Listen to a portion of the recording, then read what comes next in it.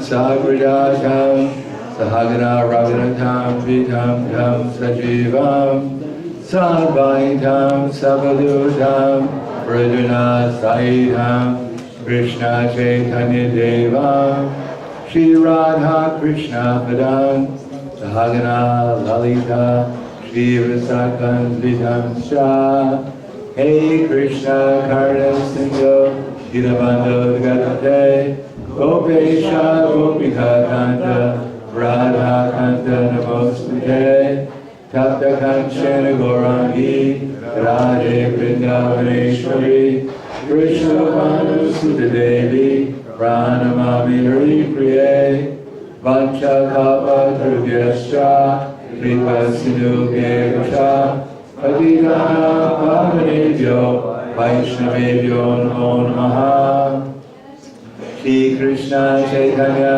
Prabhu Nityananda Shri Radha Shivasati Gaura Bhaktivinoda Hare Krishna, Krishna Krishna, Hare Hare, Hare Rama, Rama Rama, Hare Hare. Om Namo Bhagavate Vasudevaya. Om Namo Bhagavate Vasudevaya. Om Namo Bhagavate Vasudevaya. Om Namo Bhagavate Vasudevaya. Om Namo Bhagavate Vasudevaya.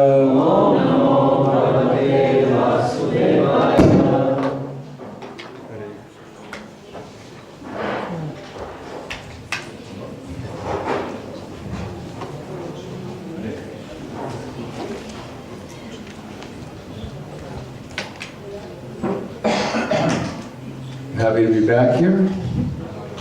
And you can say something about Krishna that will inspire us to do something for Krishna.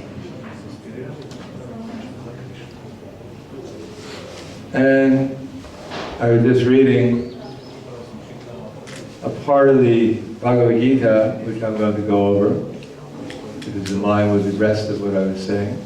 This is a famous verse in the 9th chapter of the Bhagavad Gita, text number 2.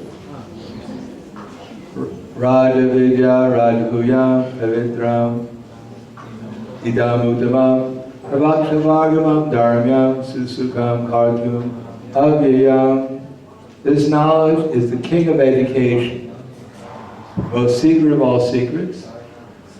It is the purest knowledge, and because it gives direct perception of the self by realization, is the perfection of religion, is everlasting, and is joyfully performed. So please repeat. This knowledge is the king of education. The most secret of all secrets. It is the purest knowledge. And because it gives direct perception of the self,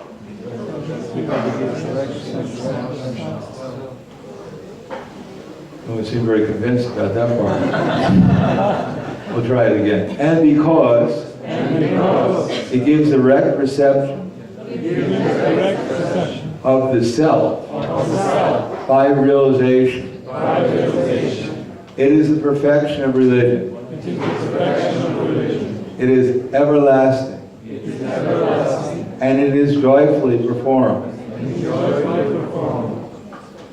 And I'm just going to read a small part of the purport because we don't have time to read the whole thing.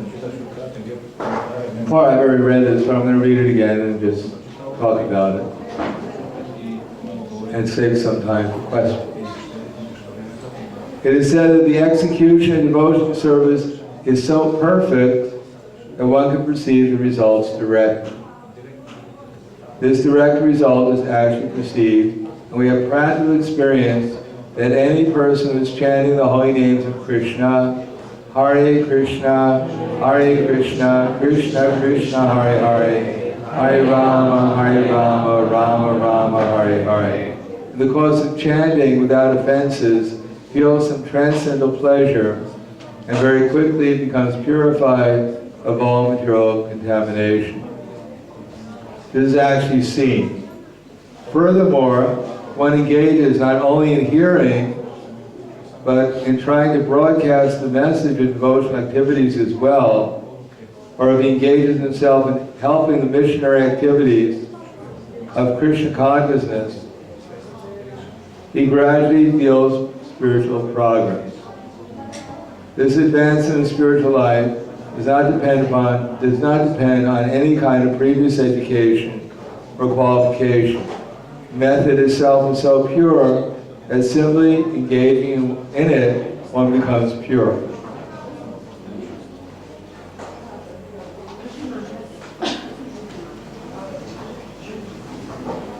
Om Vishnu Praya Krishna Prastaya Budaya Srimati Bhaktivedanta Swami Viramane Namaste Saraswati Deve Gauravani Pracharane Nirvishesha Shrivadi Paschadhyaya. In this verse, we're connecting two parts of knowledge. Knowledge has two aspects. One part of knowledge is to know the difference between oneself and the body.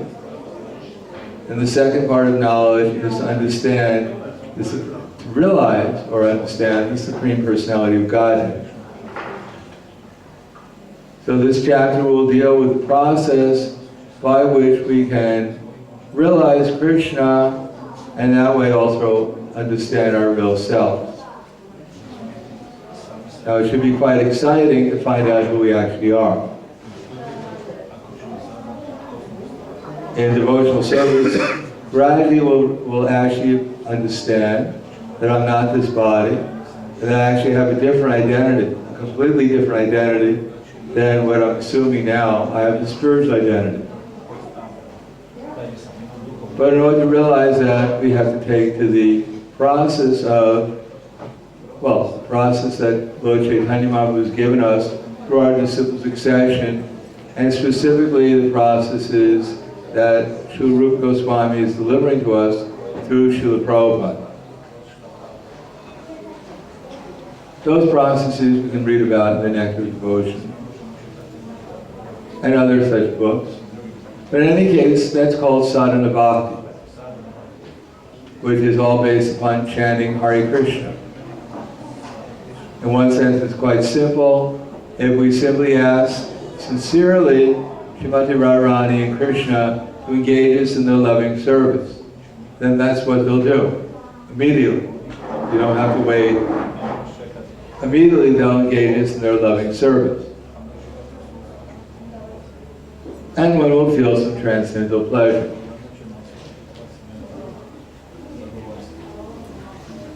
By just chanting Hare Krishna.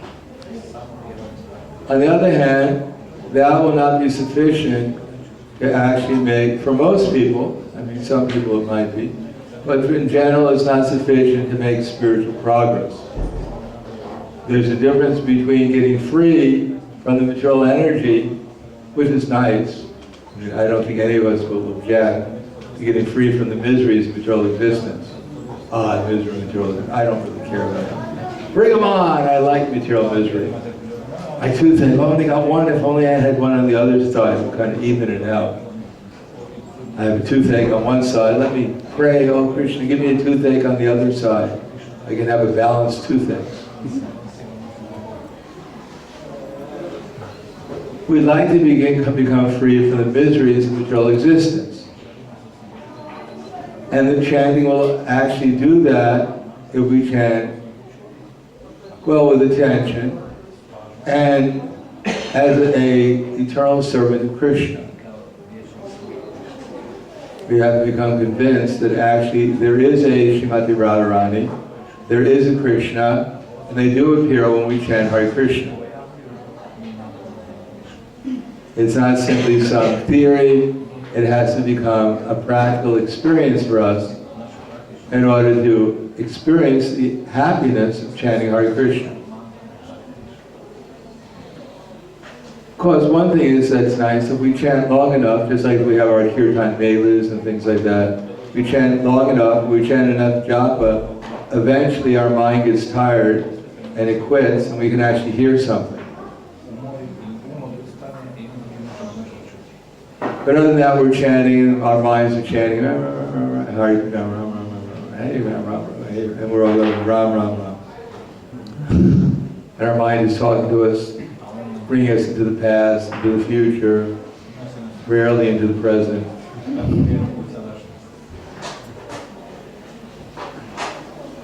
So we're actually chanting Hare Krishna, Krishna Krishna, Hare Hare, Hare Rama, Rama Rama, Hare Hare. And trying to feel Krishna's presence, then we might even remember Krishna. That's called Krishna consciousness. So it's nice when the devotees in the Hare Krishna movement become Krishna conscious.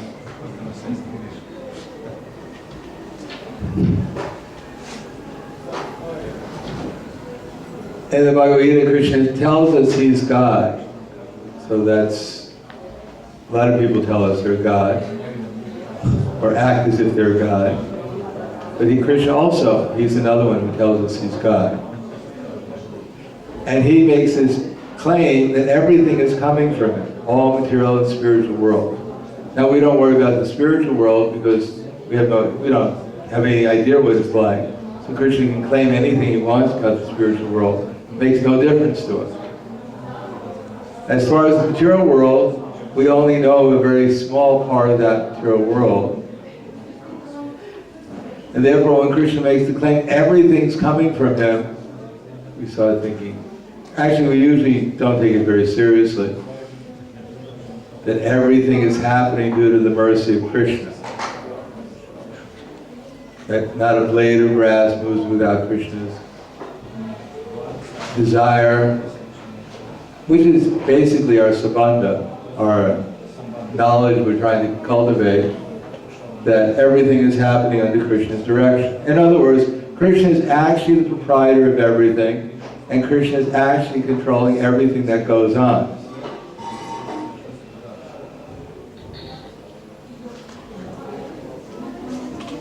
So, with that idea in mind, then we can try to accept that everything is Krishna's property, everything should be utilized in Krishna's property, and therefore when Krishna says everything is coming from me, then we don't have to worry about everything so much, as we just have to worry about what's within our realm of, which says influence. How are we utilizing what's in the realm of our influence in Krishna's service? That will determine where our consciousness is. Just like we have a conception that the spiritual master, at the time of initiation, he accepts the disciple, and they become his disciple. Of course, it's a little contradictory to our, in one sense it's not contradictory, in another sense we don't understand it properly, it becomes somewhat contradictory. If the spiritual master thinks that these are my disciples, it may be right, it may be wrong. It may be right in the sense that if he thinks he's the doer of activities and that he is that identity of a spiritual master, then he's in trouble. Or if we ever have women gurus, they'll be in trouble too. If one thinks I'm simply an instrument for Krishna, and that actually the activities that are going on by the mercy of my spiritual master and Krishna, and I'm simply an observer and desiring that Krishna serves these devotees or helps these devotees, that my spiritual master helps these devotees by helping me become an instrument, and that nothing belongs to me. My identity is that I'm the servant of my spiritual master. That's my only identity. And that whatever I'm doing as an instrument for my spiritual master and Krishna. And therefore, if someone thinks that they're my disciple, well, that's very nice. If I'm actually connected to my spiritual master and Krishna, then they're connecting with me, they're connecting with my spiritual master and Krishna. So that's very good. As Srila Prabhupada once said, that the spiritual master, he doesn't think himself to be a spiritual master. he thinks himself to be a servant of his spiritual master. That's his only identity. And when he gives an instruction to his followers or to his disciples, then he knows that actually, because he's connected to his spiritual master, and because his spiritual master is connected to Krishna, because he's in the super soul in the heart, so his spiritual master is giving him directions, what to say to his disciples and followers. So actually the instructions are coming from his spiritual master, and so when he gives instructions and see that his disciples are following them, then he learns from them how to become a better disciple of his spiritual master. They teach him by their activities, by following those instructions, how to become a better follower and servant of his spiritual master. So the spiritual master takes his disciples and his followers as a kind of guru, instructor. So this is very high philosophy, but that's the reality of the situation. In any case, if one thinks that these are my disciples and one forgets his spiritual master, then one is simply driven by false ego. So that's not very much appreciated. And although we may be instructing, giving the same instructions, and our disciples may follow them and go back to Godhead, but if we're doing it out of false ego, then we'll have to come back. And maybe get a spiritual master who will teach us how to properly perform devotional service. So the spiritual master may actually engage to a large extent in his service as being a spiritual master, but unless he learns to be a servant to his spiritual master, then he may not get the full benefit of his service. But his disciples, if they fully surrender to his instructions coming in simple succession, they may go back to Godhead and bring him back to Godhead.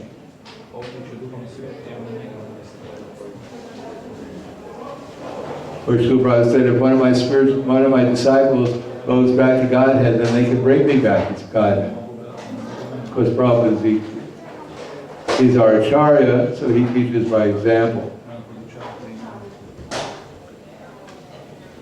In any case, Krishna is God. We've heard that. It means he's the source of everything. But we only have a very limited realm to deal with Krishna right now. That is right, what's right before us. And therefore, we have to learn how to deal with everything and everyone in relation to Krishna. So that takes a lot of knowledge, takes a lot of perspective, it takes a lot of conviction, it takes a lot of skill, and it takes a lot of character to perfect that. One can spend one's whole life in gaining knowledge, trying to see things clearly, trying to become convinced enough to do anything and everything in the service of Krishna, how to become skillful in what we're doing, so we become more and more effective instruments. We gain more and more transcendental discrimination, expertise, especially in the loving exchanges with the devotees. And then we have an impeccable character. Every moment, everything we say, everything we think, everything we do is simply as a servant of the servant of the servant of Krishna. And therefore, wherever we go, we carry the Acharyas with us, we carry the 6 Goswamis, we carry the Panchatattva with their associates, and the whole spiritual world is there also, at least part that we're engaging in. So first we have to accept that Krishna is God, and everything that goes along with it, that there's nothing here that belongs to me. I should utilize whatever I can in Krishna's service. Whatever intelligence Krishna is giving me, I have to try to utilize in Krishna's service. And then, the next part is, Krishna says, Machchita machkata prana, bodhiyantas parasparam, katayantas pramam nityam, tushanti cha pramanti cha. That the thoughts of my pure devotees, they dwell in me. Their lives are surrendered to me, and they derive great satisfaction and bliss by enlightening one another and conversing about it. So prana Chitta, consciousness and prana. So it's not enough to try to put our consciousness in Krishna, as Prabhupada is saying in this verse. It's not enough to just hear and hear and hear, chant and chant and chant, and try to hear. It's not enough just to hear. We also have to engage our prana. We have to do something on the basis of what we've heard. We have to engage our energies in Krishna's service. So that may be cleaning the temple, Savayamana Krishna, Padara Vindayo, Vachamsi, Vaikuntha, Kunarnavardhana. That Maharaja Ambarish, he first of all was listening. He fixed his mind on Krishna, and then Vaikuntha, Savayamana Krishna, Padara Vindayo, Vachamsi, Vaikuntha, Kunarnavardhana. And then he gave his words in glorifying Vaikuntha. But then he also cleansed the temple. He did so many different things. And touched the lotus feet of the devotees, etc. So we can't only just hear, we have to utilize our energies in what our disciplic succession wants us to do. So Prabhupada, in this verse, he says the second thing is that in the course of time, not only one becomes purified of all contaminations, but he can actually make spiritual progress if he engages his energies in the preaching mission. So as I said before, we don't really have a very dynamic preaching mission in most of the parts of our either Serbia or Bosnia or Croatia. There's something going on. We're not completely dead. We're just almost dead.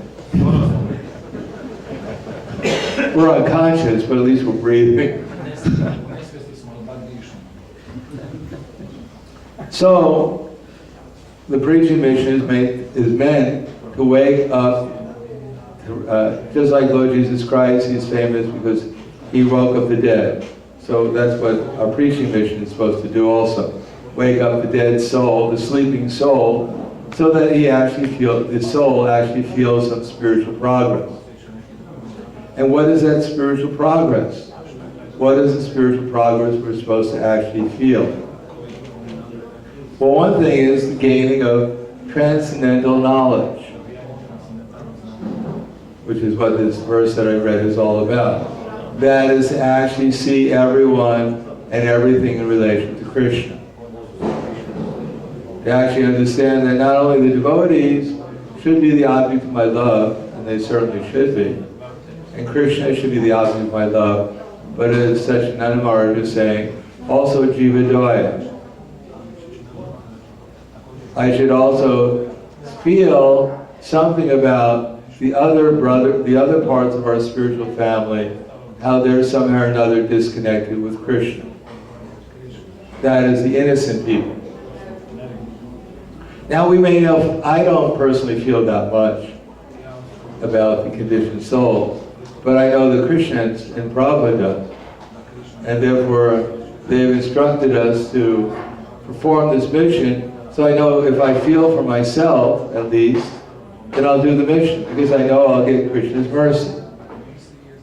So if I want to be merciful to anyone, then I should try to be merciful to myself at least. Now, if I think I have all the mercy already, and I'm just giving it out to others, then Krishna's not going to give me any mercy, unless we want some mercy. So if we think we're already perfect, then we're probably have a lot of problems. But if we actually understand what we're actually at, what our consciousness really is, and then we see what is really in my best interest. Certainly it's my interest to chant Hare Krishna, to develop my relation with Krishna, but it won't be possible unless I develop my relation with the devotees.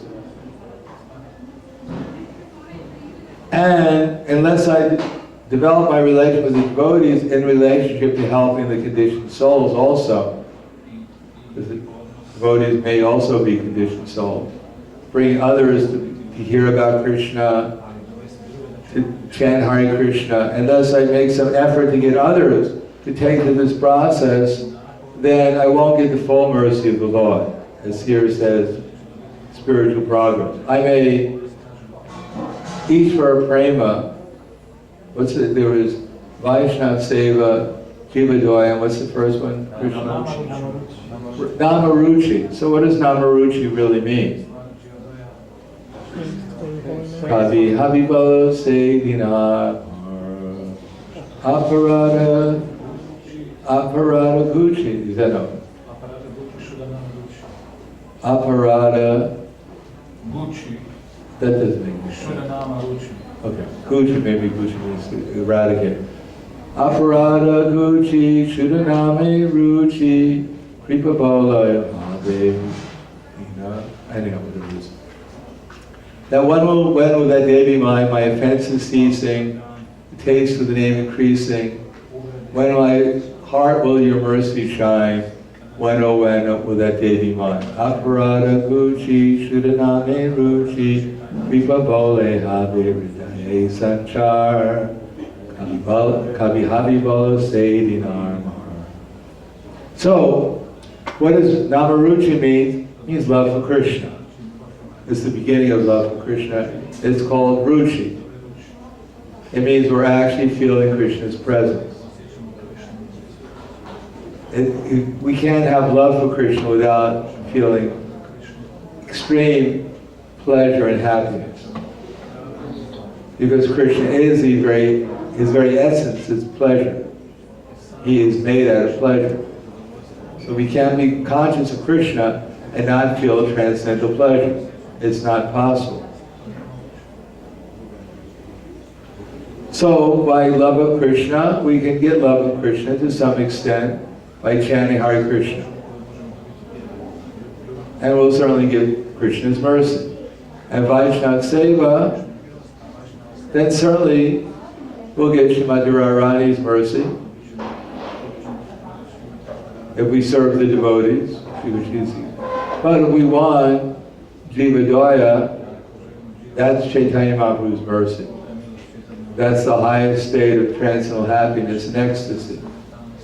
And for us in Kali Yuga, it is very difficult to get Namaruchi, as anyone probably here can testify. Has anyone been chanting Hare Krishna for 5 years or more?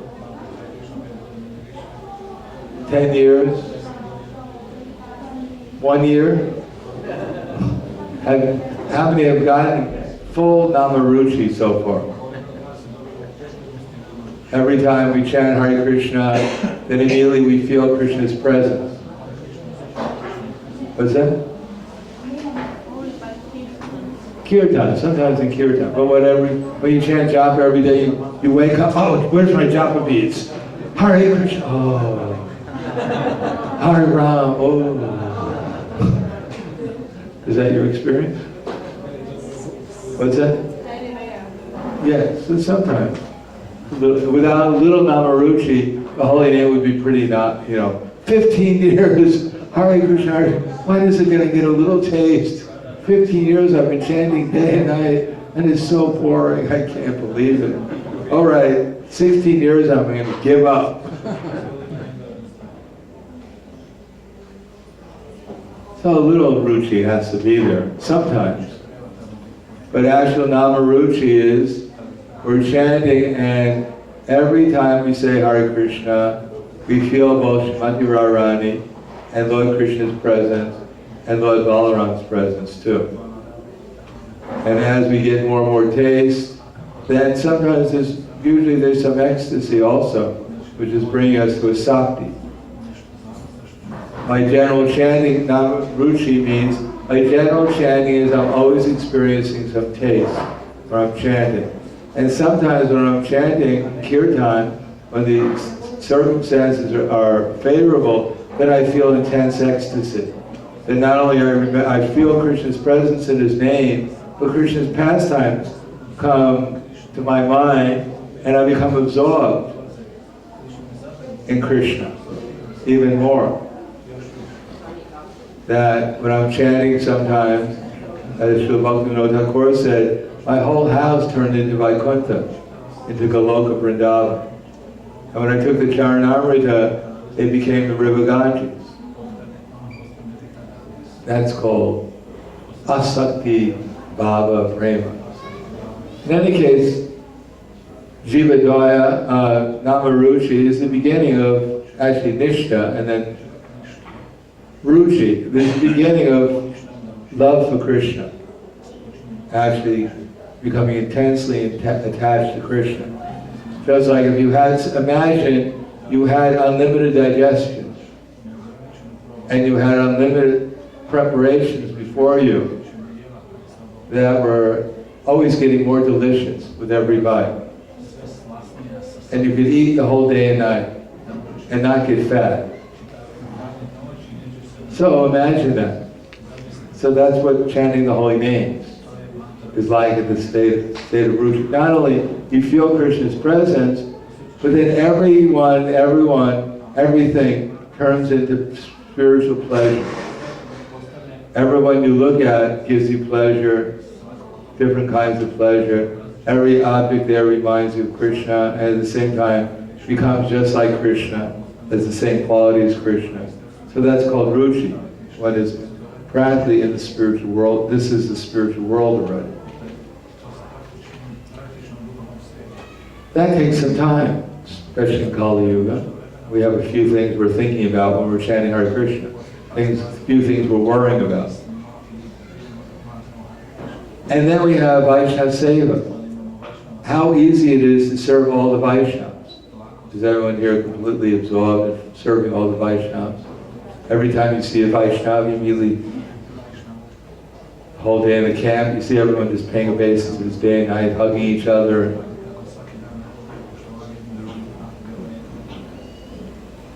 That all the spiritual masters are just trying to convince everyone to separate so they can stop hugging each other so they can hear the class.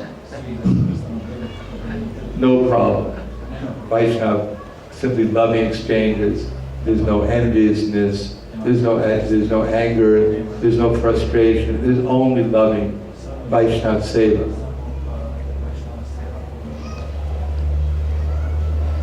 So why Jivadaya? Well, at least we should feel some compassion for at least one jiva, ourselves. If we don't feel compassion for ourselves, then here I'm chanting Hare Krishna, it's supposed to bring me back to Godhead. Kali Yuga is advancing, and I'm not quite sure if I'm going to make it in the next 10,000 years. And I don't want to be around when those little people are eating people, the devotees. It's going to be quite embarrassing. Hare Krishna, your arms disappeared. I'm going to improve my chanting. Get out of here.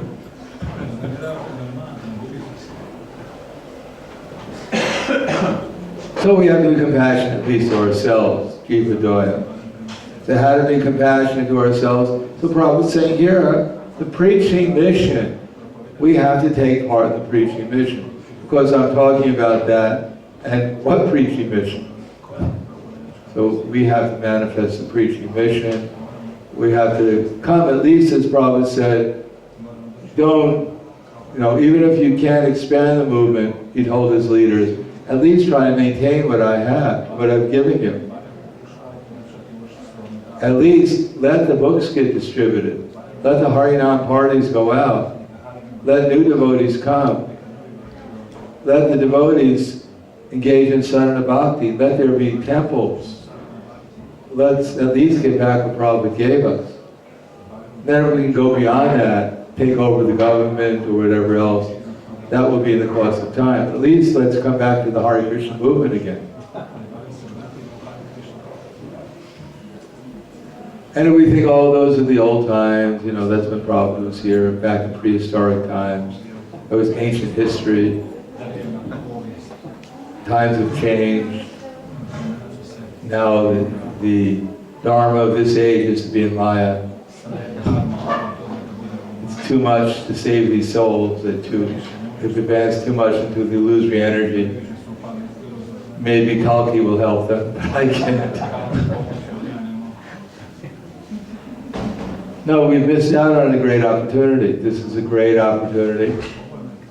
I mean, after the disappearance of Acharya, like Srila Prabhupada, it's always predicted that there'll be confusion But we're not supposed to exist in confusion. We're supposed to go forward. And therefore we have to take shelter of Prabhupada's instructions and become convinced that not only we should keep on engaging in our sadhana, keep on trying to hear, but we should go beyond that. We should try to see what's really going on, put everything in a proper perspective, and then with conviction, go out and spread the Hare Krishna movement. Try to invite people to come, even if it's only to the camp here. Invite your friends to come to the camp, or to the Bhakti Hub, or whatever, and they're having kirtan of the devotees from this kind of chanting. And, try to engage in a way that will bring people. And what we would bring them to? The lecture should be, they should talk about Krishna in such a way as that new people understand what they're talking about. Otherwise, if you bring someone to the temple and they're talking about, how to act as a gopi in the spiritual world, that the speaker is saying, well, actually, I want to tell you the reality. I'm actually a manjari in the spiritual world, and I have a multicolored dress. I'm 14 years old. I'm actually 13. Eternally, I'm 13, and I'm a maidservant to Srimati Radharani. Any questions?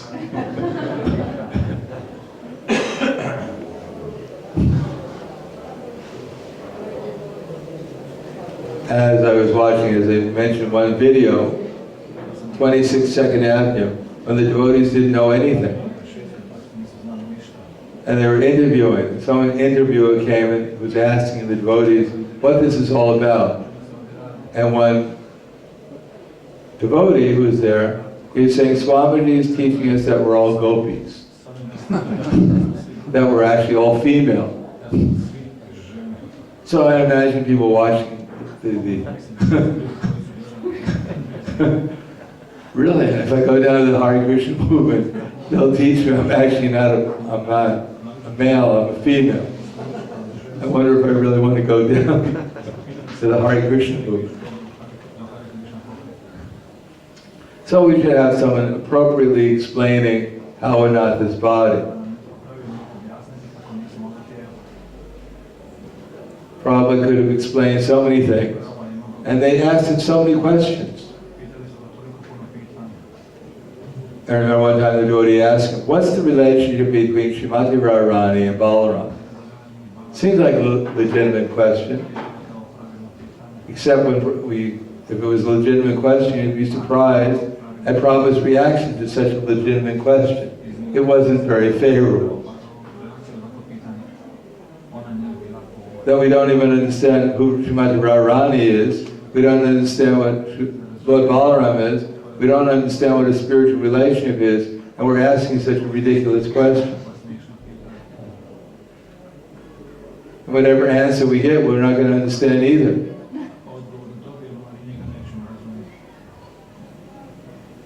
So as you can see, after some time, Prabhupada stopped answering questions. But his very speaking was an answer to people's questions. So for years and years, if we listen to his lectures, because they're available now, we'll see that Prabhupada dealt in what would be considered to be, by some people, somewhat elementary. And therefore, some of his godbrothers, for one reason or another, who had some interest in so-called helping the Hare Krishna movement, decided that they were going to reveal what Prabhupada, that they claimed, either that Prabhupada didn't or couldn't or whatever, reveal to us. Therefore they were, come, and I'll tell you something. You're a manjari. I'm a what? A manjari. What kind of cookie is that? No, manjari, you're a little girl, really.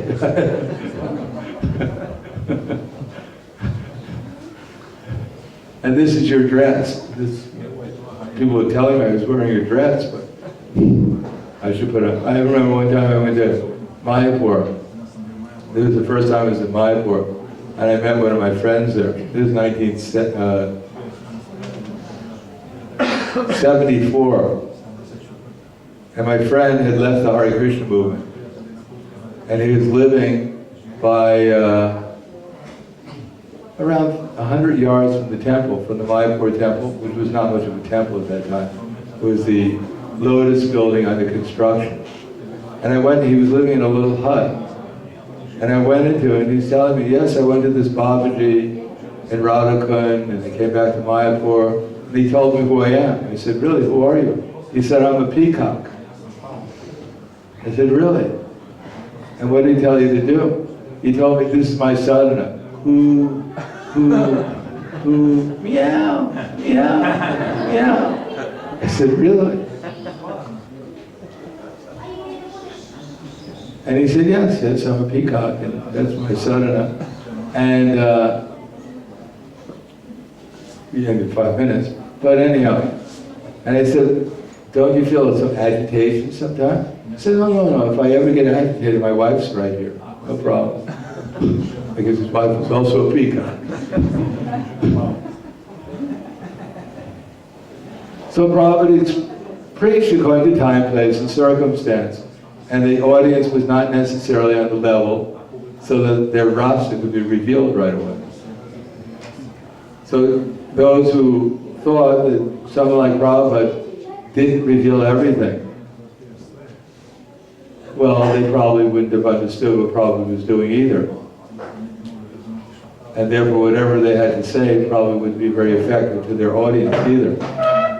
So my point is that we have to make the preaching movement applicable to actually what's going on, especially for ourselves. So it's going to be gradual. I don't think we can suddenly just manifest the Hare Krishna movement out of nothing. But we have to at least go in the right direction. And if we go in the right direction, then by the mercy of Chaitanya Mahaprabhu and Krishna, things will actually manifest. More, it's already manifested. It's not that everything has disappeared. The Hare Krishna movement is still glorious, but it should be much more glorious than it is now.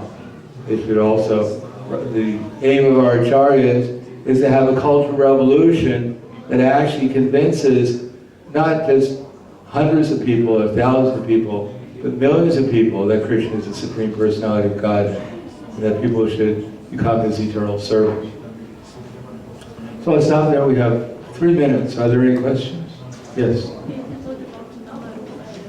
Microphone. Microphone.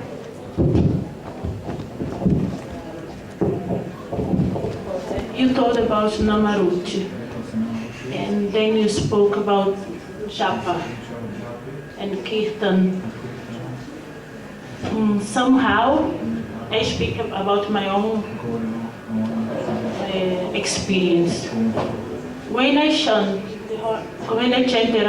the holy name by japa, just speaking the name is for me is tasteful, but not extremely like kirtan, because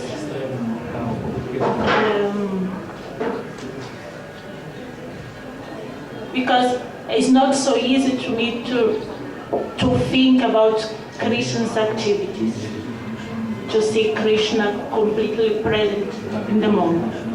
But when I chant the japa, meditating some pastimes gets really tasteful. So I went to some japa workshops, and some say it's okay, meditating pastimes, some no, we should just concentrate in the name. So what's your opinion? Well, I wrote to Srila Prabhupada about the same thing. So I can give you Prabhupada's opinion, that he wrote to me at least. I wrote to Srila Prabhupada, I said, Srila Prabhupada, when I'm chanting Hare Krishna, is it alright if I remember Krishna's pastimes? Because I had the ability, at least at that time, I could chant Hare Krishna and go through the Krishna book. And I was expecting Prabhupada would write back, oh, you're such a nice devotee, you're so advanced, so nice for remembering Krishna's pastimes. Then I got the letter back, and Prabhupada said, no.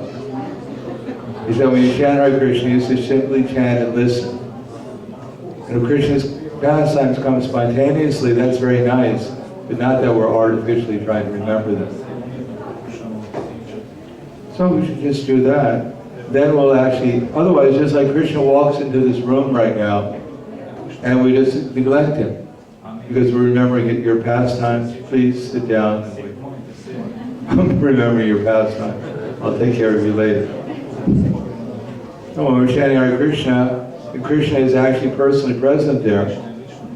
And if we actually increase our quality of chanting, if it's more callingly, more feelingly, more lovingly, calling out to him and Srimati Radharani, then automatically everything else will follow. But we have to respect the holy name, or else it'll be somewhat artificial. Comes naturally. And it's nice.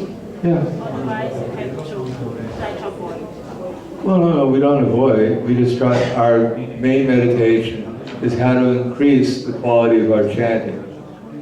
If we can't use our intelligence for that, then Krishna will give us more intelligence how to do it. And the more we do that, then the more Krishna will reveal himself to us. But if we try to artificially remember him, it's kind of like trying to force Krishna. But force and love aren't very compatible with each other. The feeling of surrender, of loving surrender, is what attracts really Krishna. All right, so I'll stop there. Thank you very much. Grantaraj, Bhagavad Gita, ki jai. Prabhupada ki jai.